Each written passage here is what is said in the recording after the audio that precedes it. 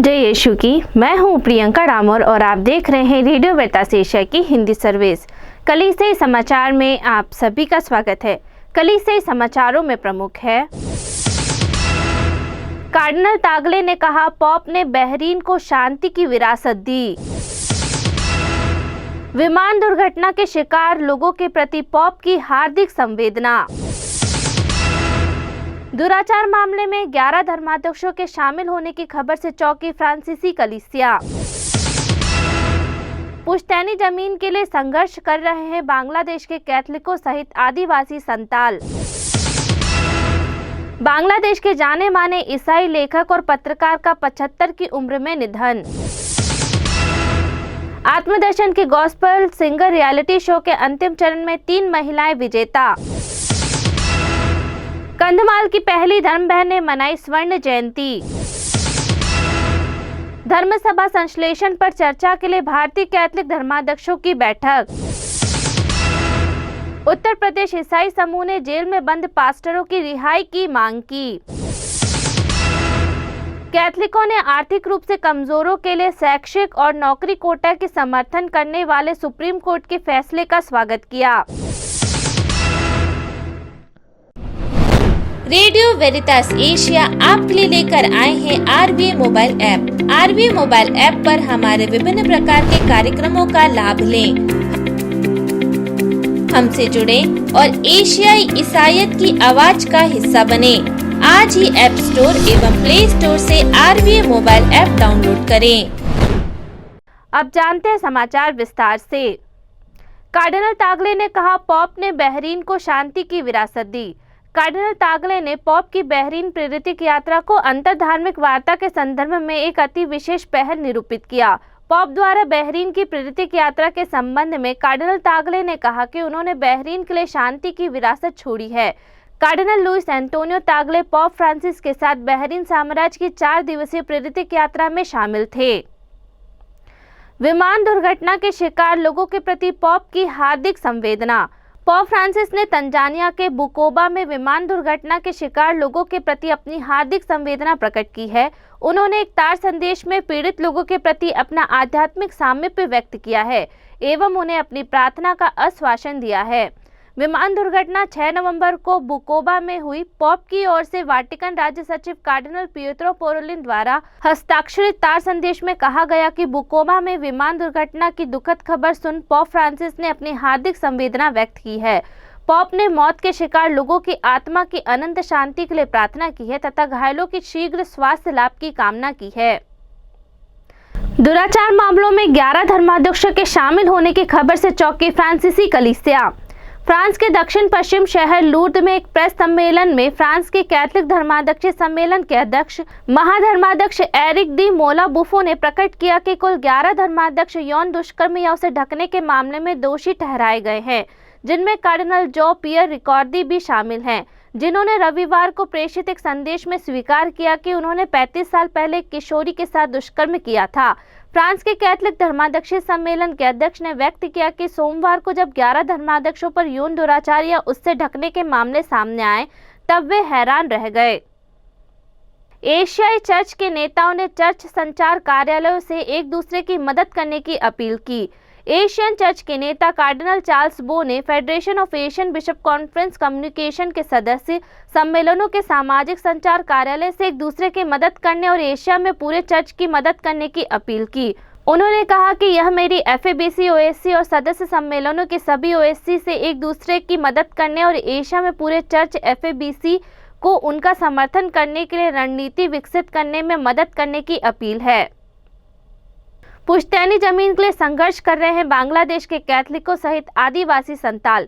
Catholic सहित आदिवासी संताल लोग नागरिक समाज समूहों द्वारा उन घातक झड़पों को याद करने में शामिल हुए हैं जिनके कारण 6 साल पहले उनकी पैतृक भूमि से उन्हें बेदखल किया गया था। 6 और 7 नवंबर 2016 को उत्तरी बांग्लादेश के गोबांदा जिले के बगड़ा खेत क्षेत्र में भूमि विवाद को लेकर ग्रामीणों, पुलिस और किराए के गुंडों के बीच हुई झड़पों में 3 संताल लोगों की गोली मारकर हत्या कर दी गई और दर्जनों लोग घायल हो गए। 6 नवंबर को गोविंदगंज उप जिला शहर में आयोजित एक विरोध रैली में वक्ताओं ने बांग्लादेश सरकार से 3 लोगों की जान की भरपाई करने और पुश्तैनी जमीन को संताल लोगों को वापस करने का आग्रह किया। बांग्लादेश के जाने माने ईसाई लेखक और पत्रकार का 75 की उम्र में निधन। बांग्लादेश के प्रसिद्ध ईसाई लेखक और पत्रकार जेरोम डी कोस्टा का 7 नवंबर को टोरंटो कनाडा में श्वसन संबंधी जटिलताओं के कारण निधन हो गया। वह 1997 से अपने परिवार के साथ कनाडा में रह रहे हैं। उनके परिवार में एक पत्नी और 3 बेटे हैं। वे 75 वर्ष के थे। बांग्लादेशी लोगों ने डिकोस्टा की मृत्यु पर शोक व्यक्त किया, जिन्होंने चर्च, विशेष रूप से ईसाई साहित्य, इतिहास और संस्कृति के लिए बहुत योगदान दिया है। वह एक ब्लॉगर, लेखक, अनुवादक, पत्रकार और एक फोटोग्राफर थे। आत्मदर्शन के गॉस्पल सिंगर रियलिटी शो के अंतिम चरण में 3 महिलाएं विजेता। उत्तर भारत की लोकप्रिय कैथलिक टीवी चैनल आत्मदर्शन ने पिछले सप्ताह प्रेरणा सदन इंदौर में पहला गॉस्पल सिंगर रियलिटी शो का समापन किया। इस शुभ अवसर पर मुख्य अतिथि नई दिल्ली के फादर स्टैनली थे। इंदौर के कैथलिक धर्मप्रांत बिशप चाको इस शुभ अवसर पर आध्यात्मिक आयोजन में उपस्थित थे। लखनऊ से एक मां और अंग्रेजी संगीत की शिक्षिका लिनेट जॉन ने प्रतियोगिता में शीर्ष स्थान हासिल किया। भिलाई शहर की सुश्री एस ज्योति द्वितीय और रायपुर की गरिमा एक्का तृतीय स्थान पर रही। निर्देशक फादर आनंद ने सभी समर्थकों और आयोजकों का आभार व्यक्त करते हुए कहा कि ईसाई समाजजन के गायक कलाकारों के लिए इतना बड़ा कार्यक्रम सफलतापूर्वक संपन्न हुआ। इस हेतु मैं आत्मदर्शन टीवी की दिल से सराहना करता हूं। उन्होंने वर्ष 2023 के लिए आगामी बाइबल क्विज रियलिटी शो की भी घोषणा की। कंधमाल की पहली धर्म बहन ने मनाई स्वर्ण जयंती। उड़ीसा के कंधमाल क्षेत्र की पहली कैथलिक धर्म बहन ने अपने 50 साल के धार्मिक जीवन में उनका साथ देने के लिए ईश्वर का शुक्रिया अदा किया। लगभग 50 लोग, 27 धर्म बहनों और 7 पुरोहितों ने 5 नवंबर को सिस्टर फ्लोरेंटिया डिगल की धन्यवाद पवित्र मिस्सा में भाग लिया, जो कि डॉक्टर्स ऑफ चैरिटी कलीसिया की सदस्य हैं। पवित्र मिस्सा की अध्यक्षता Jatni divine word archbishop John Barwa ने की। उन्होंने पिछले 50 वर्षों से प्रतिबद्धता और समर्पण के साथ खुशी खुशी प्रभु की सेवा करने के लिए सिस्टर डिगल की सराहना की। धर्मसभा संश्लेषण पर चर्चा के लिए भारतीय कैथलिक धर्माध्यक्षों की बैठक।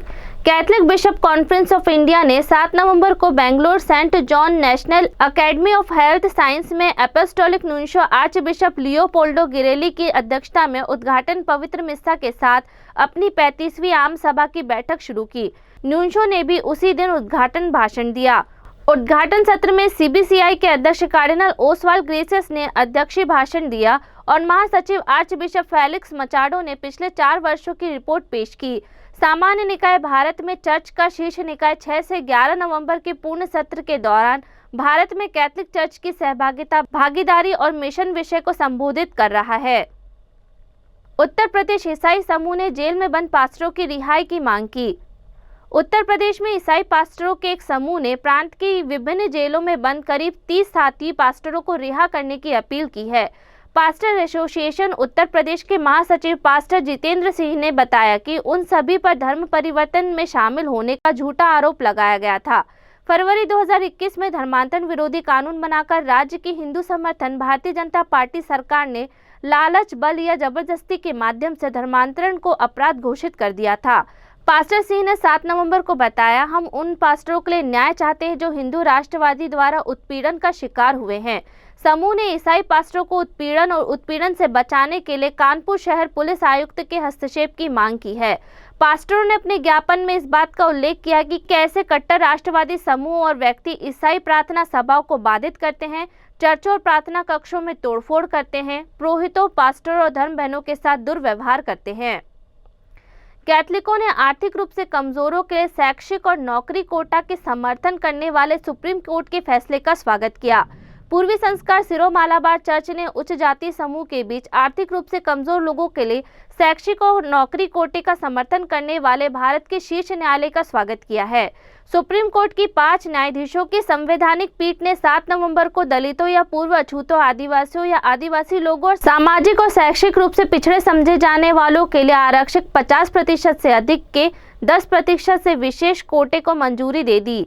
इसी के साथ कलीसियाई समाचार समाप्त हुए। अगली बार फिर मुलाकात होगी नई खबरों के साथ। नमस्कार। रेडियो वेरितास एशिया आपके लिए लेकर आए हैं RBA mobile app. RBA mobile app पर हमारे विभिन्न प्रकार के कार्यक्रमों का लाभ लें। हमसे जुड़ें और एशियाई ईसाईयत की आवाज का हिस्सा बने। आज ही ऐप स्टोर एवं प्ले स्टोर से RVA मोबाइल ऐप डाउनलोड करें।